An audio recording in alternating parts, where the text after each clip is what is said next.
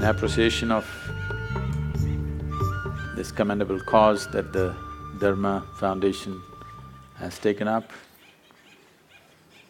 I would like to say that for thousands of years, for the longest period compared to anything on this planet, this wisdom, this dimension of knowing has lived on without any kind of true organization or a certain kind of leadership or any other kind of organized support. Out of sheer efficacy of what it is, it's just lived on. A time has come in the world where even truth has to be protected. When we talk about East, we are not talking about a particular geography. This must be clearly understood. We are not talking about East and West as geographical features in the world.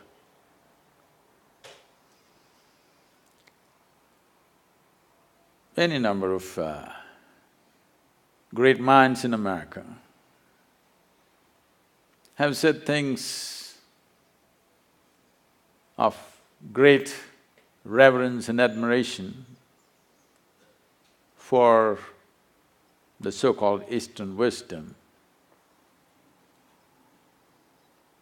Thoreau, one of the greatest minds America produced, went out to say, "Every morning I bathe my intellect in this stupendous and cosmogonal knowledge from the East. In comparison, all our modern world and literature is puny and trivial." I think Mark Twain went out to… probably gave out the best compliment to the East. When he visited India for a little over 3 months, he said, anything that can ever be done, either by man or God, has been done in this land. Any number of others, Oppenheimer, Walden, Emerson, any number of people have said many things. Why? Why is it important? Why is it important to preserve and nurture this dimension of life?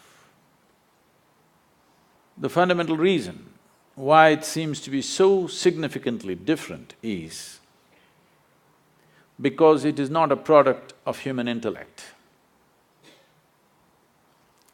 It is not deductions that we made out of our intellect.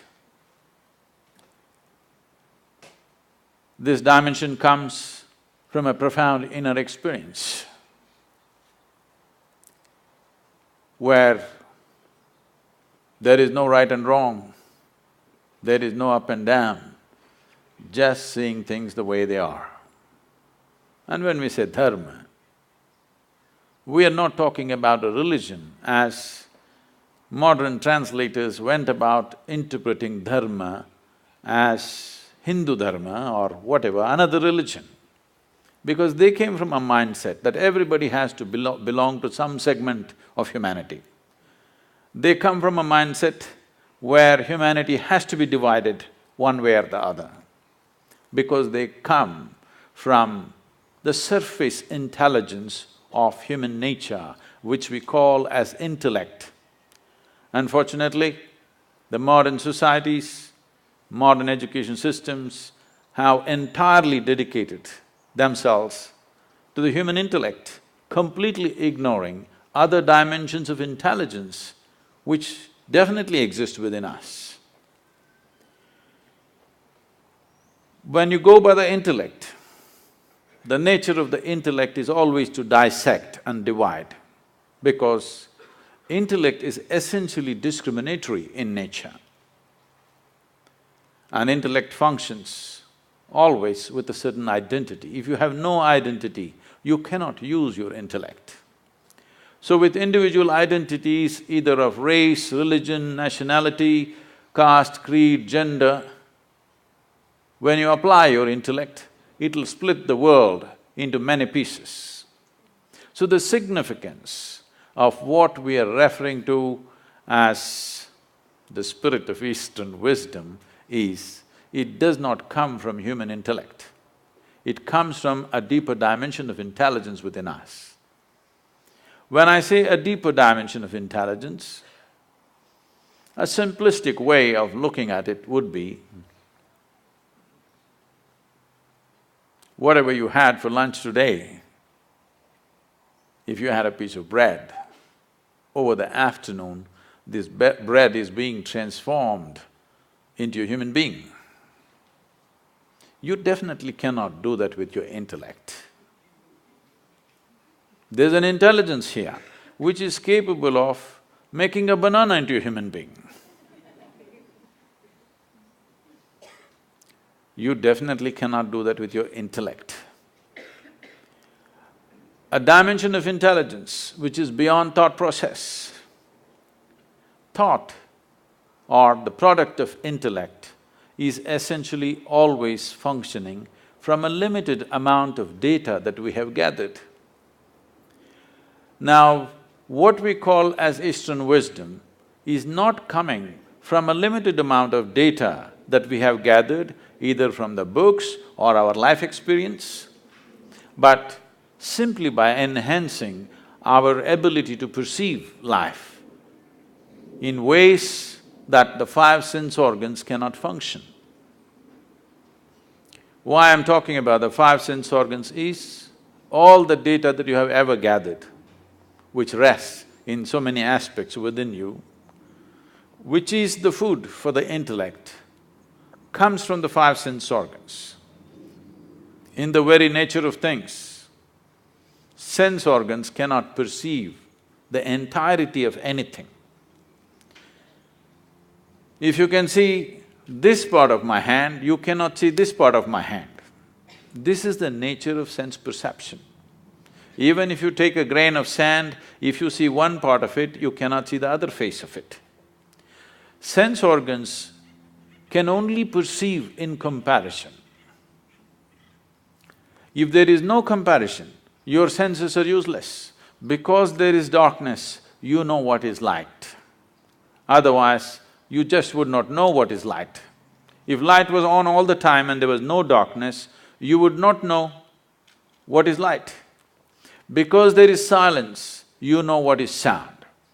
If there was no silence, you would not have the idea of what is sound. So always in comparison, it is like, let's say you're 6 feet tall. Now, you walk like a tall man, you think like a tall man, you feel like a tall man, you are a tall man. You went to another society where everybody is 8 feet tall. Suddenly you walk like a short man, think like a short man, feel like a short man, and you are a short man. So what you perceive in comparison is a distortion of reality. It is not reality as it is. So whatever we perceive in comparison is useful for our survival process. But if we want to know the nature of this existence, sense organs are not sufficient instruments. What is light for you is darkness for many other creatures. You ever got into an argument with an owl? If you did, which is light, which is darkness, where would it go? It would be endless argument. Who is right, you or the owl? Oh, if you're saying both, either you belong to the diplomatic corps or you have a successful marriage.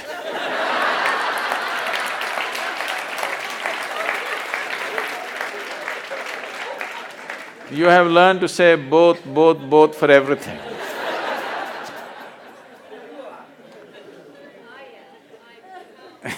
You're right. Well, that is the basis of all the problems on the planet. I'm right and you're wrong. The fact of the matter is, you're perceiving it as it is necessary for your survival. The owl is perceiving it as it is necessary for his survival. If survival is all you're seeking, your five sense organs and intellect are sufficient instruments. But if you want to know the nature of the existence, if you want to know the fundamental laws or dharma which governs life, the way it happens within us and around us, then you need an inner perception or another dimension of intelligence within you. Otherwise, you will only cut the world into pieces. In the name of religions, we have cut the world into… humanity into many pieces because intellectually we have arrived at our own conclusions or deductions, which invariably is bound to divide because intellect is essentially a knife which cuts. It can only dissect. By dissection, you can know certain things. But if you really want to know someone that you love, you don't dissect them, you embrace them. By dissection, you may know the kidney, liver, heart stuff, but you will not know that being in any sense. You will lose it completely. So dissection is the way of the intellect because it is a sharp instrument. It has to cut open everything that's given to it.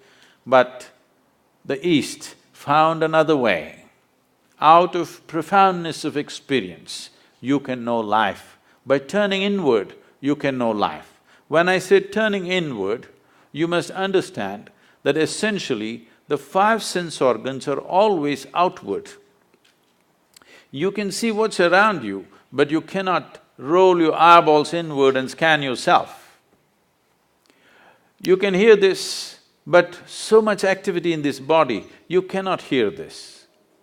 If an ant crawls upon this hand, you can feel it. So much blood flowing, you cannot feel it. Because in the very nature of things, sense organs are outward bound.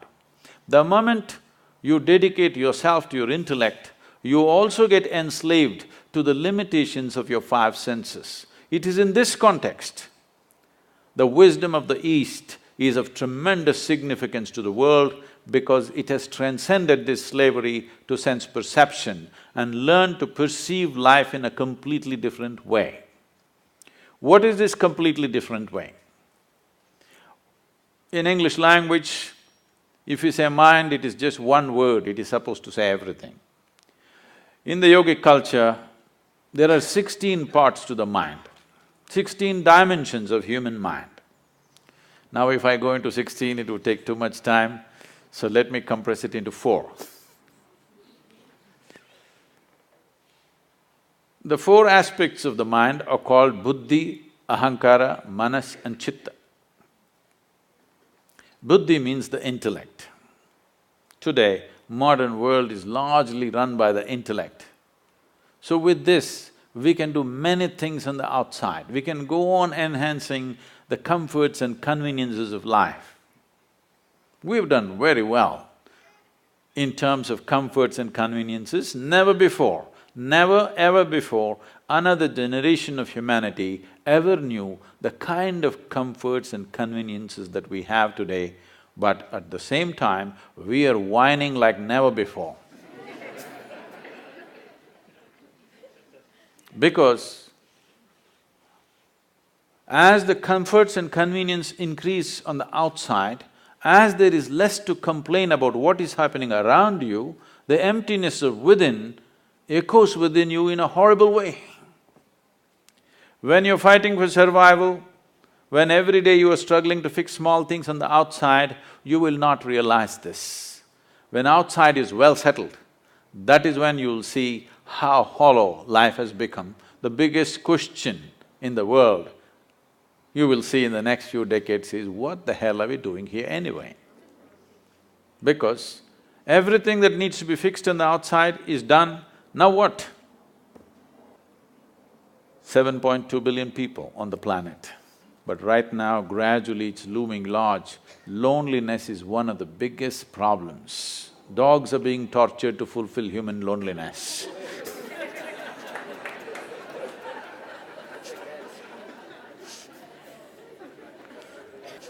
Because as you dedicate yourself more and more to your intellect, you will naturally become more and more lonely because it keeps on dissecting and cutting life into various pieces for examination, and then you will see you yourself will be split up into many parts after some time, if you go by the intellect, 100%.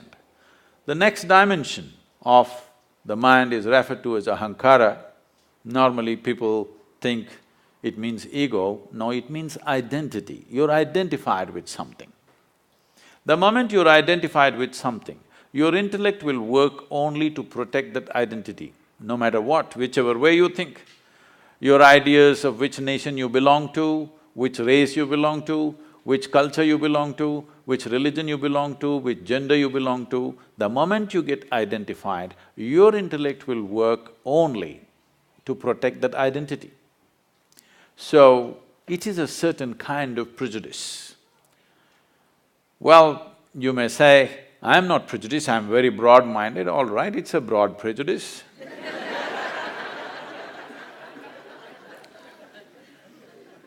Because people are willing to live and die for what they're identified with. Because the nature of the intellect is, if you take away the identity, it will not know what to do. It needs a strong identity, a strong sense of who I am. If you ask, who am I? Your intellect will not function. You must know who you are. A strong sense of belief that this is what I am, that is when your intellect will function in a certain way. This is like… intellect is like a sharp knife. Ahankara or the identity is the hand that holds it. All the suffering on the planet. When was the last time that somebody stabbed you? Even though you're living in LA, I'm asking. When was the last time it happened? Never happened. Maybe when you were in school, somebody poked you with a pin at the most, or even that did not happen, they ignored you.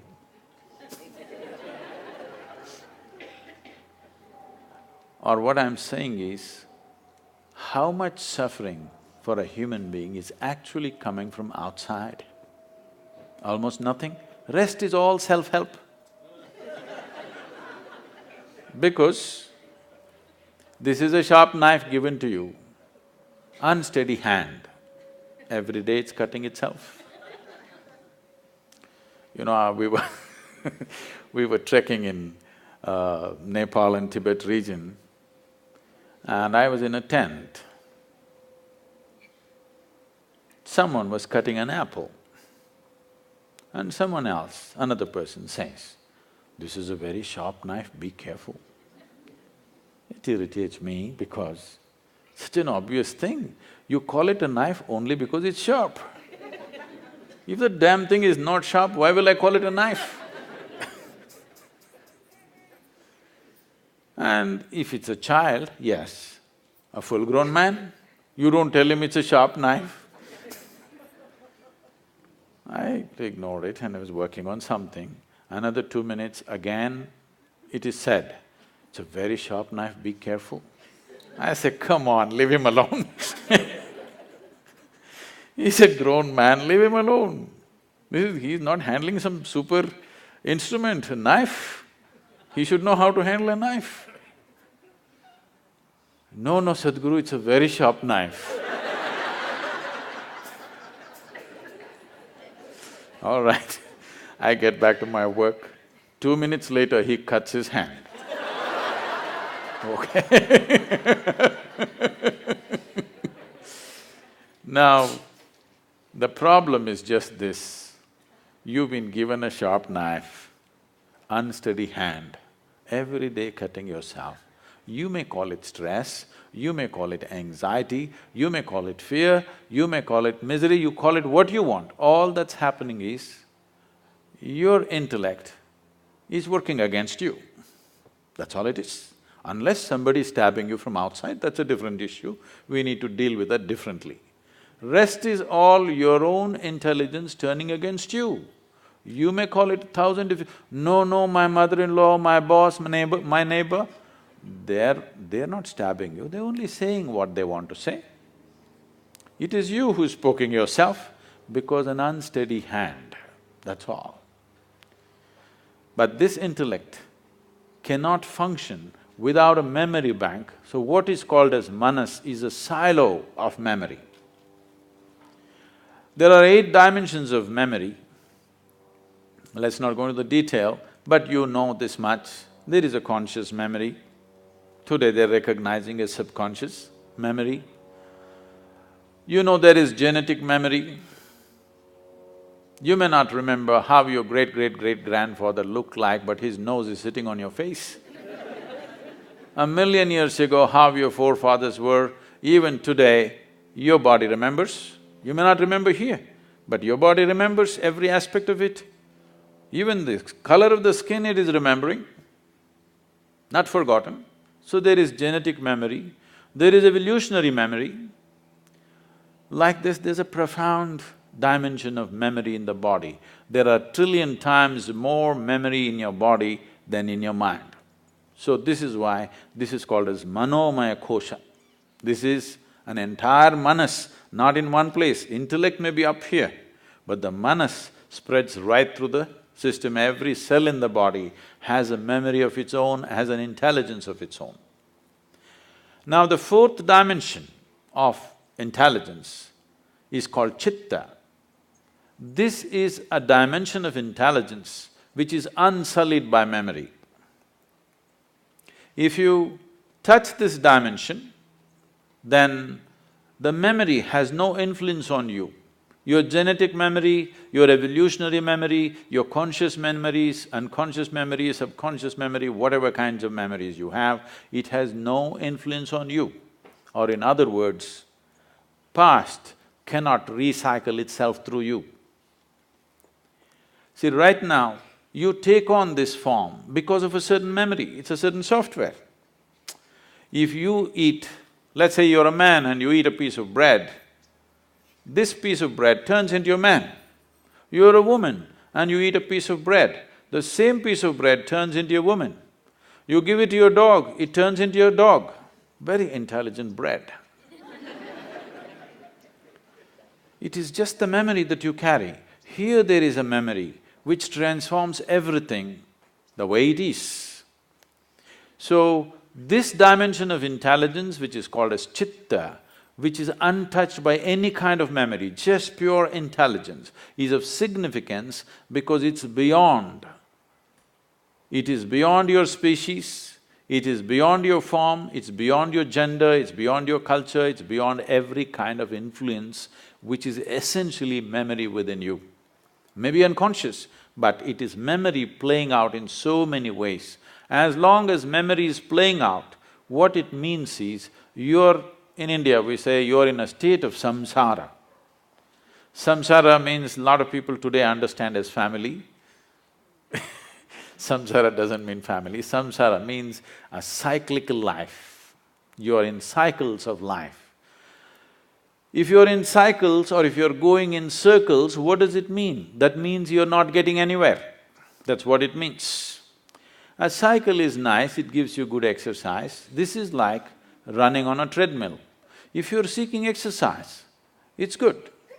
But if you want to go somewhere, it's no good. If you put your treadmill out here and keep running on it, morning becomes evening, fall becomes winter, winter becomes summer, everything will happen. Seasons will change, scenery will change, everything will happen. Only thing is you don't go anywhere. This is what samsara means. As long as you're functioning within the first 3 dimensions of intelligence, you are in a cyclical mode. It is all right to exercise yourself, but it's not good to go somewhere. So if you want to transcend the samsara nature of who you are or the cyclical nature of your existence, then you touch the dimension of intelligence which is referred to as chitta. Why the so-called Eastern wisdom is of great significance, why the dharma of the East is so significant and important is because this comes from chitta. This does not come from buddhi. This does not come from manas. This does not come from ahankara. This comes from chitta. And only that which does not come from your individual identity or individual memory, that can be truly universal. So for this we said, this is Sanatan Dharma. This does not mean Hindu religion. This is a very wrong conception.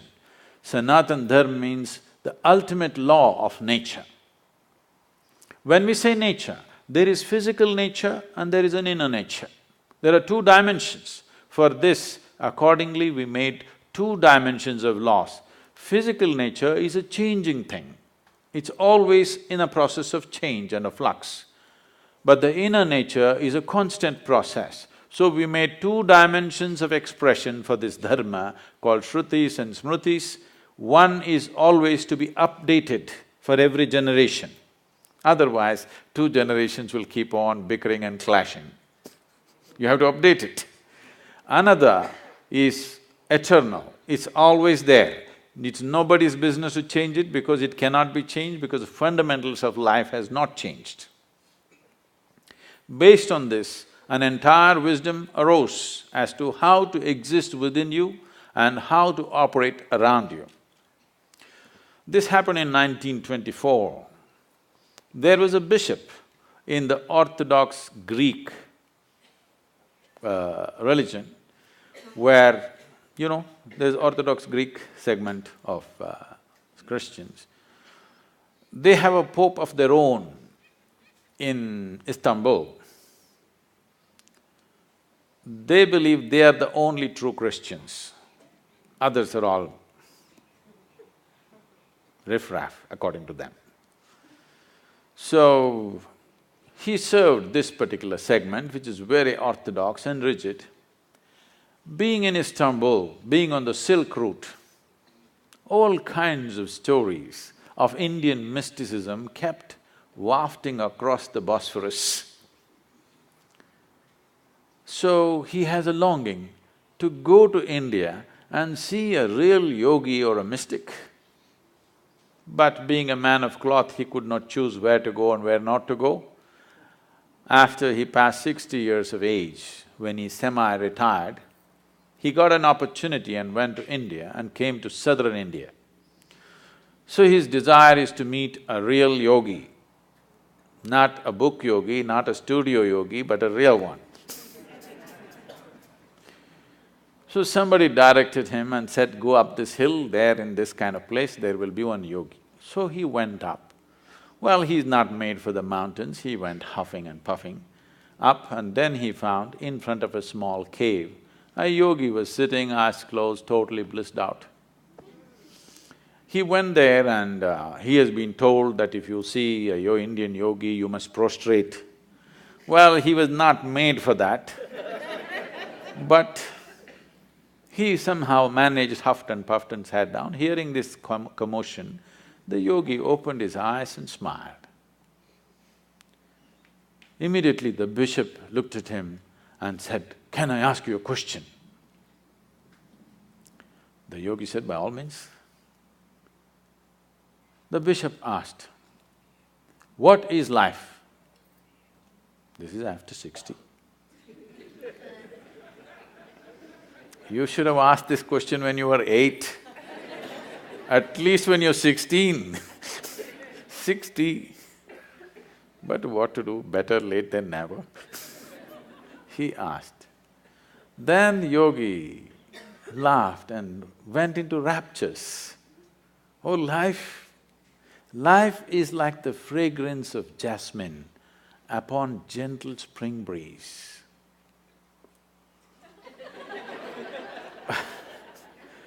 The bishop looked at him and said, what? Life is like fragrance of jasmine upon gentle spring breeze? Our teacher told us, life is like a thorn. Once it gets into you, if you sit, it hurts, if you stand, it hurts, if you lie down, it hurts. What is this fragrance of jasmine upon gentle spring breeze? So the yogi smiled and said, well, that's his life. So this comes from the fundamental that when a human being clearly, experientially understands that entire experience of human life is created from within, never from outside. Right now as you sit here, do you at least see me? Even if you're not listening to me, I'm saying. Can you use your hand and show where I am? No, you're getting it all wrong. You know, I'm a mystic from South India. Now this light is falling upon me, reflecting, going through your lenses, inverted image in the retina, you know the whole story. Where do you see me right now? Within yourself. Where do you hear me right now? Within yourself. Where have you seen the entire world? Within yourself. Have you ever experienced anything outside of yourself? Right now, someone next to you, if they touch you, you think you're experiencing their hand. No. You're only experiencing the sensations in your hand. In the very nature of things, you cannot experience anything outside of yourself. When the entire experience of life is caused from within you, at least it must happen the way you want it, isn't it? The world will not happen the way you want it. At least the experience of living here within you must happen the way you want it. If your experience of life happened just the way you want it, how would you keep yourself, blissful or miserable? Please, you must tell me, I'm going to bless you. Blissful or miserable? For yourself, definitely highest level of pleasantness for yourself. What you want for your neighbor may be debatable, but you know what you want for yourself, isn't it? Now, blissfulness or pleasantness of life is not a goal by itself. It is only when you're blissful by your own nature. That means you determine the nature of your experience. No matter what is the situation, you determine the nature of your experience. Or in other words, you have no fear of suffering. Only and only when there is no fear of suffering will you walk full stride in this life. Otherwise, it's always about what will happen to me, what will happen to me. Every step is a half a step. Now, this so-called spirit of Eastern wisdom comes from those beings who walked full stride, who determined the nature of their experience. The outside never decided who they are. So, they could walk full stride and explore the depths and dimensions of life that others never dare to touch, because most of the humanity is only concerned about what will happen to me. What will happen to me means what? Will I suffer? That's a question.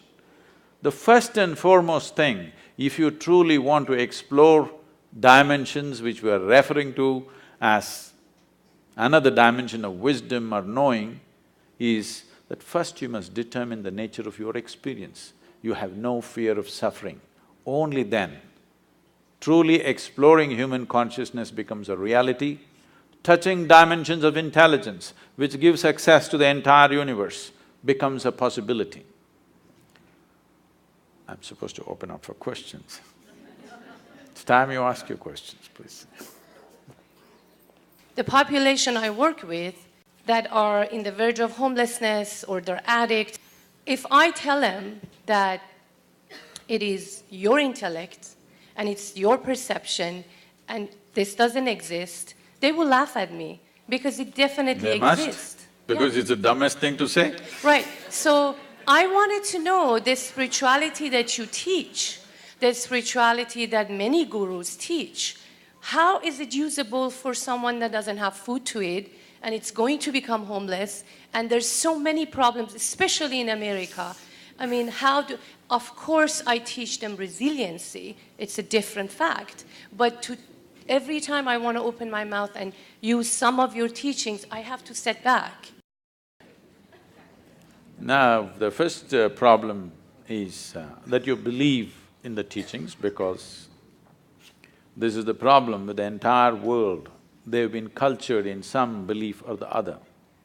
This is what is significant about what is referred to as Sanatana Dharma or what is referred to as the Indian way of looking at things is, this is not a land of belief systems, this is a land of seekers. Never ever were anybody encouraged to believe anything. If you see anything that comes from that land, you will see it is all about questions, never about a belief system. If you enter an Indian home, in the same house, 5 different people are worshipping 25 different gods and goddesses. They're still not made up their minds, which is… and they have no problem, they'll never fight about it because it's a land of seeking. So, first mistake you make is you believe what I say. I am constantly reminding you, don't believe a goddamn thing that anybody says. But don't be foolish enough to disbelieve it either. All you have to do is experiment with it. Does it work or doesn't work? If it works, you keep it, otherwise rubbish it, what's the problem? Now, about somebody being hungry, somebody being homeless, somebody being in a war zone, all kinds of horrible things are happening on the planet. I am not ignorant of it. Anyway, you said living in a temple. I am not living in a temple. I am more of the world than you are. Every day, I want you to understand, I am running a volunteer organization with over 4,000 full-time volunteers and over 3 million part-time volunteers doing variety of work, huge projects, over a dozen businesses and the spiritual movement, okay? Now, I want you to understand, more things are going wrong with my life on a daily basis than anybody's life. Now, when a man is hungry, if you try to tell him, your intellect is the source of your problem, it's obscene. It's obscene, it's nothing short of that. I never spoke to hungry people and said, your intellect is the source of the problem. I'm talking to people who are bulging in so many ways. In their head and in their body, they're bulging. I'm only talking to that segment of the population. Those who are not fed well, I'm doing social projects with them with nourishment, education, health, all for free. Will I ever go and talk to a starved man in an Indian village and tell him, your intellect is the basis of all your problems? What makes you think that I'm that stupid? Do I look like that? So you also don't do that. This is for you. You need to understand this. There are 1,000,000 problems on the planet. All these 1,000,000 problems are essentially because those who are reasonably well have never cared to reach out and do what needs to be done in the world. In many ways, they're making sure those people don't get it. Yes. In the year 2012, we have produced enough food for 18.2 billion people. We had only 6.6 billion people in that year. But still, 50% of the population is malnourished and hardly eaten anything. This is not because there is no food, this is because you and me have not cared, isn't it? So, is it true? Is it true nobody stabbed you in the last 25 years? Yes. But is it also true you're suffering various things of tension, stress, anxiety, this, that? Is it a product of your mind or somebody else poking you from outside?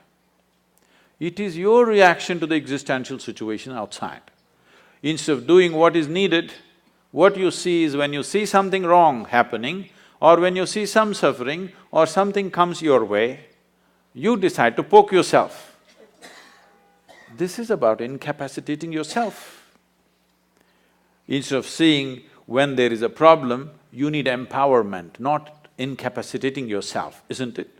I'm talking about empowering you so that your damn intelligence functions for you, not against you. The moment your intelligence is working against you, no God in the universe is going to help you and can help you. Yes, if your intelligence is turned against you, you are a finished case. So I'm saying, first let your intelligence work for you. If it works for you, there are many miraculous things that you can do for all those people who have still not eaten properly, for whom basic things have not been taken care of. That's our business, because somehow we've landed in a place where you and me are at least eating well. Once we are in such a privilege, we must use our intelligence to see what is the best thing we can do in the world, not sit here and twist yourself out.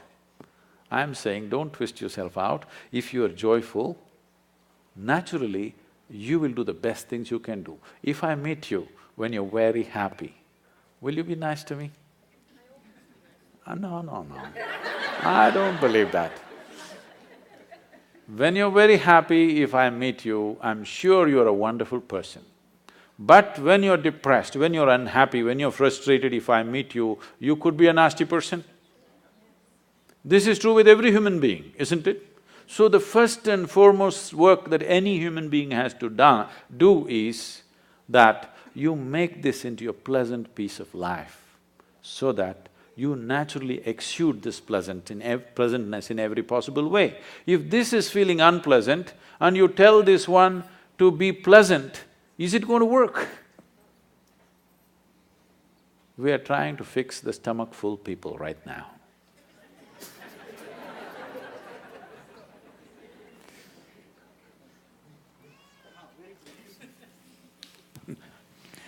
It was a pleasure listening to you, unbelievable. But my question is, what can I do so that I can acquire your skill of clarity? Honestly, candidly speaking, a very few people, are like you are. I'm sure you have heard this before. What makes you so secure from within and being so candid, honest, truthful, clarity of expression?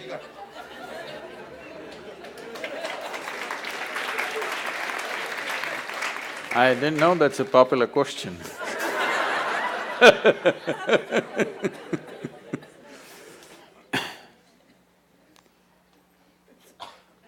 When we say clarity, that means… I want to tell you a joke, but it's a dirty joke, so I thought I'll skip that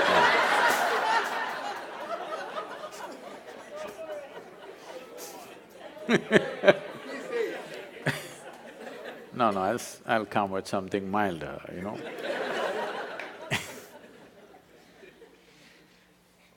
The problem with the human being right now is this. We have created a world, we have created education systems where we believe that human beings are essentially all wrong, or the creation is all wrong, or the source of creation or the creator is all wrong, and you gonna fix it. This is a convoluted idea. Instead of paying attention to life, we are coming up with philosophies and philosophies and philosophies. Philosophies are fantastic explanations to that which cannot be explained. If you want to know life, you must pay attention to life, isn't it? Right now, do you agree with me, madam, that this human mechanism is the most sophisticated machine on the planet? Do you agree with me? Are you a doctor? Yes. Yes. So, this is such a complex machine, this is the supercomputer, all right? I'm asking, have you bothered to read the user's manual?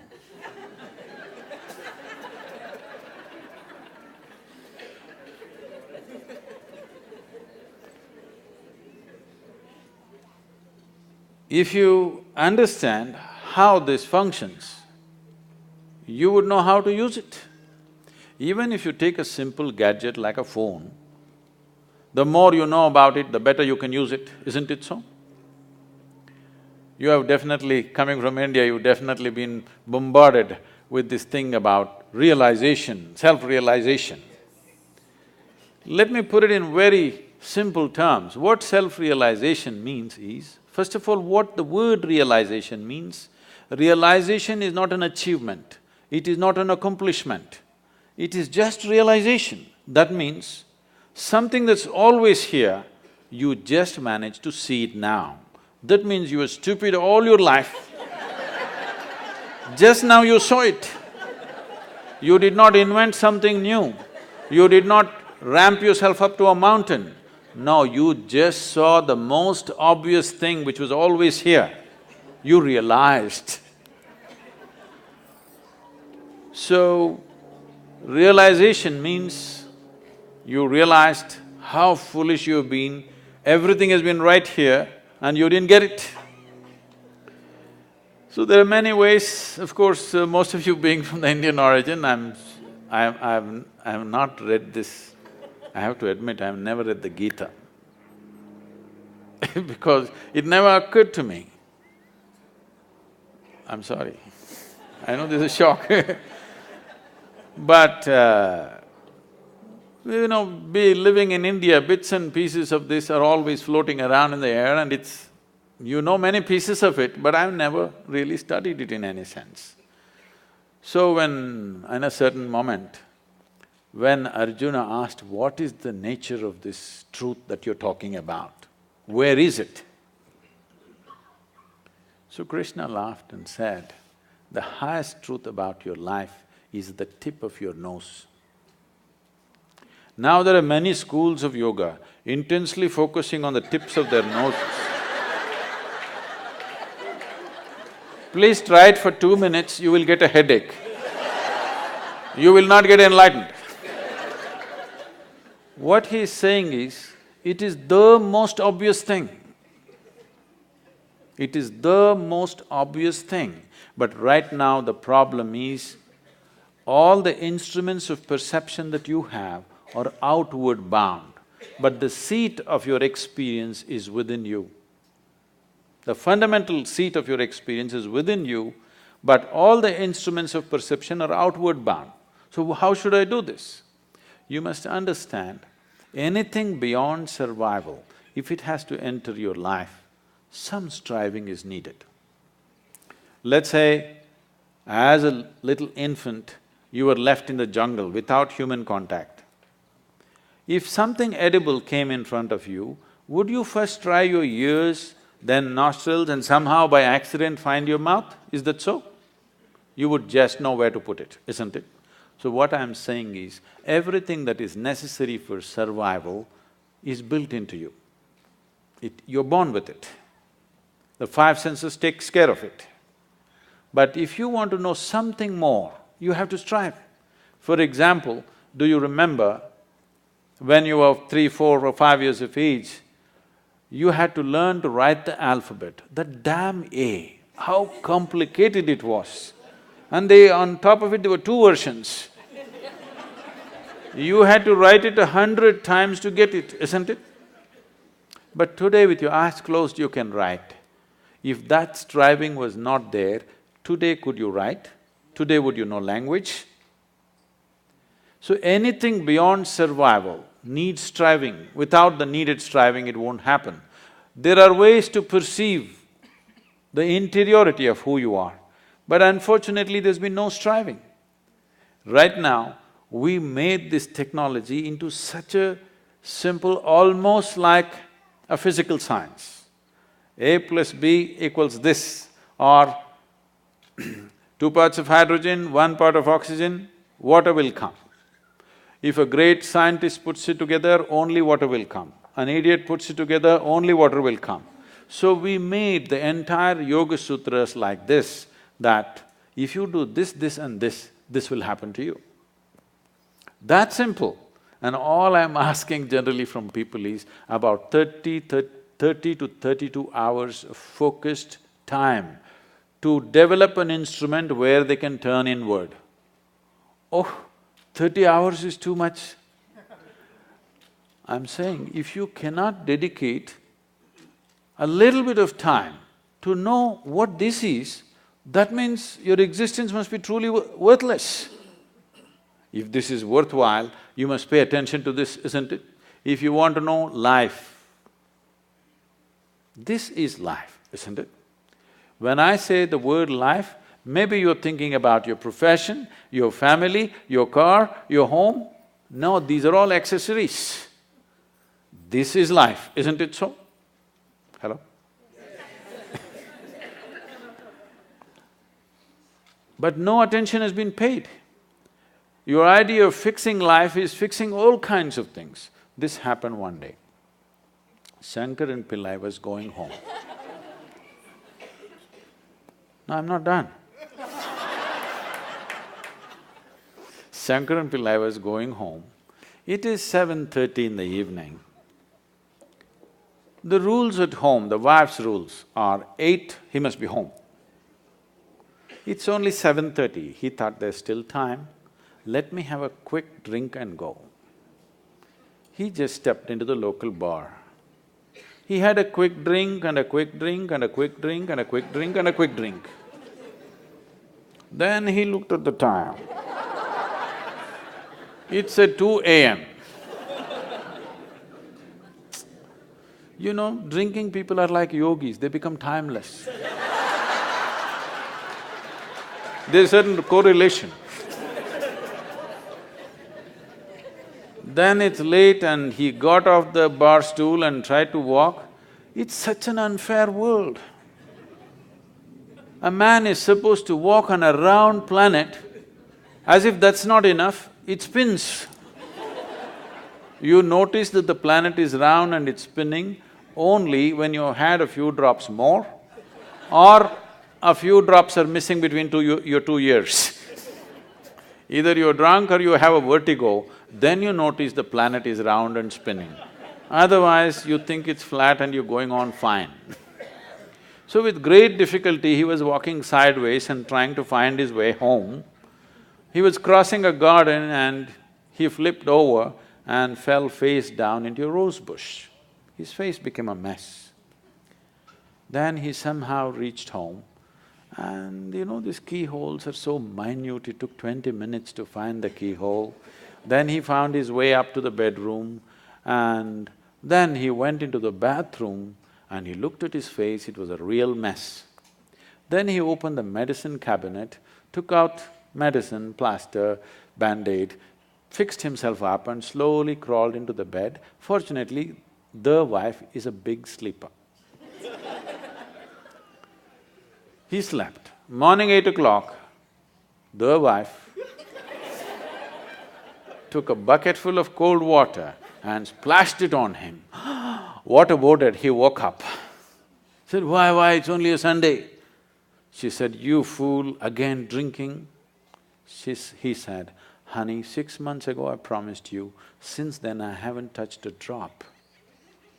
She grabbed him by the shirt and took him into the bathroom and showed him all the plaster was on the mirror.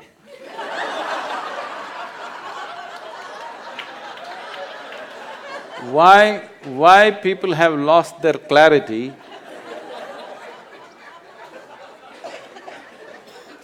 Why people have lost their clarity is only because of this, that if there is any suffering here, they think this one should be fixed. If something else happens, that one should be fixed. If something else happens, that one should be fixed. Everyday morning prayer means what? Trying to fix the God. Yes, you're trying to fix up the God, isn't it? So, day in and day out, for everything that happens within you, instead of fixing this one, you're trying to fix everything around you. No wonder you'll be confused. We've fixed the planet sufficiently, at least in this part of the world. If you fix it anymore, there'll be no planet left. But are people bursting with ecstasy? No. So because Clarity has been lost simply because of this. If you understand, if life has to really become beautiful for you, this one has to be fixed. If you understand this one thing, clarity will dawn within you.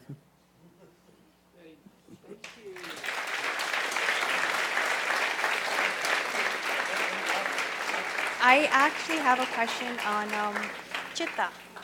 How can you tap into chitta, which is what you said, memory with no effect and the ability to break through cycles? Right here you want to do that?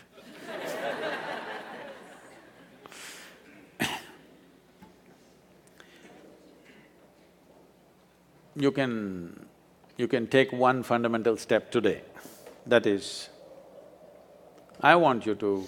Anyway, you already written down the question also, you have the habit of writing things. So you just sit down today before you go to bed, write down, what are all the different types of identities that you have taken? Starting from your body, everything else. Just write it down and see if you can create a little distance from these identifications. Just work on that. That's the first step, that you are not identified with anything. You're just here, throbbing as a piece of life, not as this or that. See, but what can I do? I'm a young woman. Right now, yes, when you sit here among people, if you're just walking by yourself in the garden, you don't really think you're a young woman, or if you are that identified, you can't help it, even there. If you just doze off a little bit, you don't sleep as a young woman, you just sleep simply as life, isn't it?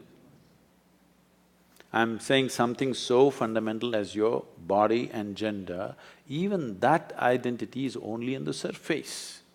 Your caste, creed, religion, race, this is even more on the surface. So I'm saying, you can't do it in the day right now, but before you go to bed, see if you can keep all your identities by the bedside table and sleep. To work in the world, you need an identity. Without identity, you cannot function in the world. So before going to sleep, take off all the identities, keep it on your bedside table, morning it'll be there, it'll not go anywhere. Leave it there and go to sleep. You've started the journey. I would like to hear Guruji's turning point in life where he separated himself from his intellect and his inner self. Do I like someone who lost my intellect?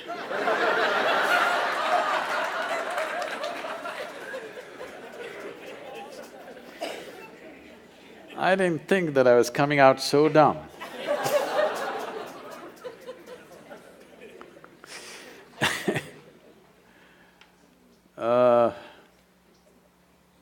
She's asking for a story. You want a story? Okay. One must understand, it's a process that you set forth. This started happening to me when I was just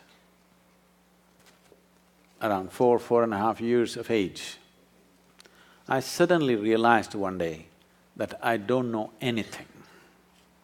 I don't know anything means I don't know anything at all. To such an extent, if somebody gives me a glass of water, I would not know what is water. I know if I drink this water, it'll quench my thirst and different ways of using it, I know what to do with it, but I don't know what it is. Well, actually, if you look at it, even today, you don't know what it is. It's the only substance present on the planet in all three different states. 3/4 of the planet is water, nearly 3/4 of your body is water. If you're looking for life, you look for a drop of water. There's a lot of excitement, they found a few drops on the Mars. I think people from California need to migrate.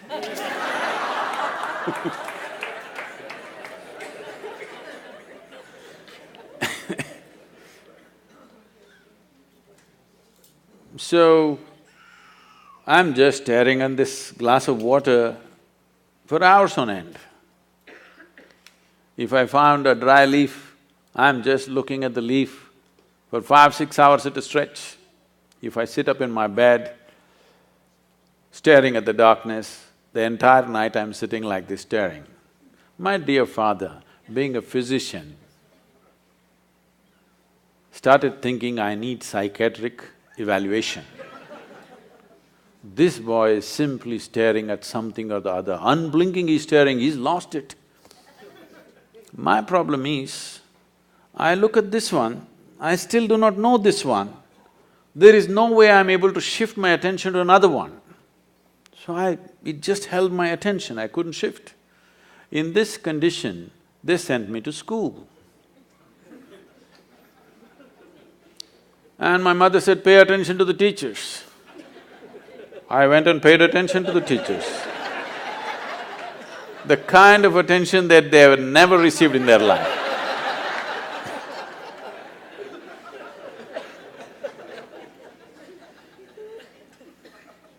And initially I understood the words that they were speaking and what they were trying to say. After some time I realized, they're just making sounds. I'm making up the meanings in my head. Even now, as I speak, I'm only making sounds, you're making up the meanings, isn't it? Because language is a conspiracy between two people. If you have a conspiracy, what do? The Indians, you speak in your language. In India, we have this advantage, we have 1300 languages in the country, we can have lots of conspiracies going because we'll speak in our own language. Actually, I'm only making sounds, isn't it? You're making up the meanings. So when I realized I'm the one who's making up all the meanings, I stopped making the meanings, then I just heard the sounds with full attention. See, this is the problem with most people. The moment they don't understand, they think they need not pay attention. What you do not understand needs more attention than what you understand, isn't it? So as I watched teacher after teacher coming in and making noises and noises and noises and going, it became very amusing to me and a huge smile spread on my face. They were not at all amused. My schooling went like this, very consistent. Because I remember this so well. I don't know if you still have this. You still have those monthly tests and report cards that your parents have to sign and your children have to get it to you, stuff like that? So, monthly report cards come, I see in the schools, some children are strutting around because they are first or second, some are sitting and crying because they're afraid to go home with their marks card. Never once in my entire school life did I ever open and see. The teachers gave me the card, I took it and gave it to my father. I thought this is a transaction between the two of them. I had nothing to do with this. Because I was very consistent, I always got 6 zeros. Because I always gave an empty paper. If they insisted, I put my name on it. Otherwise, I gave an empty paper, as a rule. When the final exam came, I wrote something and went to the next class. Otherwise, all my tests I got 0, 0, 0, 0. Because million things, I have a billion questions in my mind about everything. There is nobody around who's capable of answering these questions, but they're trying to stuff something else into you, which I'm not interested in. So, school went like this. This is about 8 years ago. This school where I studied nearly 45 years ago, they came to invite me for their 125th anniversary of the school. So the trustees, the third generation of trustees came to invite me. They said, you must come. I said, see, I was not just a not good student. I was not even a student, why me, You call the brilliant students of your school, why me? They said, our school has produced union ministers, our school has produced cricketing stars, our school has produced film stars, you are the only mystic, you must come. So, okay. So I went there to speak and and I went and stood up in the quadrangle, looked around the same oppressive buildings. Then I suddenly remembered this classroom. I was about 13 years of age. One afternoon, the teacher is trying to get a response for some question he is asked. I hear the sounds, but I don't hear the words. After some time, I don't even hear the sounds, I don't even see their forms, I just see all kinds of things. I know their past, present and future, but I don't know what he's saying. I know his entire life better than him, but I don't know what he's saying. And 35–40 minutes, he desperately tried to get a response from me.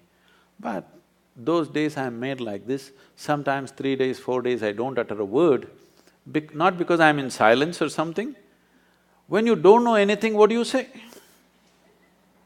This I do not know anything has grown to such a size, it's like, my mind is billions of questions, simply. I have a question mark about everything in the universe and not a single answer. So then, after 35–40 minutes, he got so frustrated. He came and held me by the shoulders, shook me violently like this, and he said, "You must either be the divine or the devil. I think you're the latter." I did not feel abused by this or insulted by this. Till then my problem was, what is this, what is that, what is that, what is that, what is that? One thing was clear to me, this is me. Suddenly this guy confused me about this also. Suddenly I looked like this, what am I? Am I divine, am I devil, what the hell am I? He just confused me for the first time, I thought this was clear. So I tried to stare at myself, it didn't work, so I closed my eyes. Initially minutes to hours it went on. One day I closed my eyes and sat. I thought I sat there for 25–30 minutes. When I opened my eyes, there's a huge crowd around me. India being what it is, there are garlands around me, around my neck, people are pulling my legs. They want to know, well, somebody wants to know about his business, somebody wants to know when his daughters will get married. I said, what the hell, where did you all come from? They said, you've been sitting here for 13 days. In my experience, it was only 25–30 minutes. When I tried to open my legs, my knees were stuck. It took almost an hour and a half, putting hot water, massage, everything to get my legs straightened out. Otherwise even I wouldn't have believed it, but 13 days had passed. In my experience, it just felt like 25–30 minutes. And suddenly, what is inside, what is outside, everything got mixed up. Clearly till then, I was very clear, this is me, that's you, all right? I had no issue with that one, but this is me and that is you. Suddenly, this idea of what is me and what is not me got all mixed up because what is me was just everywhere. Now, this looks like a hallucination and that's what I thought. I thought I'm just losing, going off my rocker. I'm just losing my mind. But every cell in my body is bursting with ecstasy. One thing I know is I don't want to lose it. It may be madness, but I don't want to lose it. So right now, my whole effort with life is to just rub off that madness on you. You should also know the ecstasy of being alive. Right now, you know the torture of your intellect. You must know the ecstasy of being alive. You are a piece of life. Rest is all arrangements. Yes or no? Why did you make these arrangements? To enhance your life. No. You made these arrangements mainly to enhance this life. You thought with education your life would enhance itself. With money, it would enhance itself. With marriage, it would enhance itself. With children, it would enhance itself. Now you started the question, this, I wanted to come and meditate, but my family, my children, da-da-da, as if it's a problem. These are accessories that you added to enhance your life, not to put your life down. Yes? Every arrangement that you made is about enhancing this life, isn't it? If this life could be enhanced from outside, you would have done it. But this is a realization for you that life cannot be enhanced from outside. Arrangements will bring convenience and comfort. It'll take care of things for us, around us, but it cannot enhance. If you want to enhance this life, you have to turn inward. If you really care for people who are with you, your family, your children, the foremost thing that you need to do is, you have to enhance this. Because what is the damn best thing that you can do to people around you? That you are a wonderful human being. There's nothing better you can do to them. If you had a choice, either to live or work with joyful and blissful human beings, or work and live with miserable human beings, what is your choice? Blissful. I want you to please remember, everybody else is looking forward to the same thing.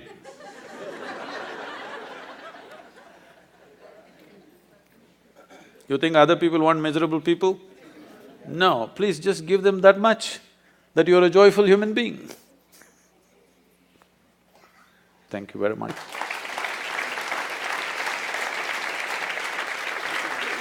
I would like to once again acknowledge the Dharma Foundation for the commendable cause that they have taken up. This will be an important step for preserving and nurturing the future generations in a certain way. The significance of this is not to spread another new religion. The significance of this to create a religious world, but still deeply spiritual world. This is very important. This is very important. The divide of religions, you see what it is causing. In the past, it has done terrible things. Still samples of that happening in many parts of the world, what the religious divide can do. Don't think you will be, or I will be, or our children will be immune to this. Anywhere it can flare up, believe me, anywhere. So this effort is commendable, and in whichever way we can support this, Isha Foundation and myself, we will put our force behind this. Thank you very much for being here.